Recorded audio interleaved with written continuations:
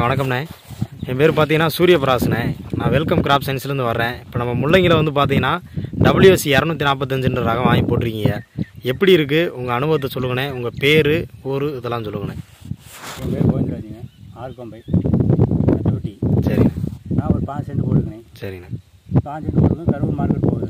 சரி. கரூர் மார்க்கெட் போனோடனே இறக்காங்காட்டி போயிட்டு இருக்குது சேல்ஸ். சரிங்க. நம்மள தான் பெஸ்ட்டாக கேட்டுக்கிட்டு இருக்காங்கண்ணே. சரிண்ணே. ரகம் பேருங்கண்ணே 245. சரிண்ணே. சரிண்ணே.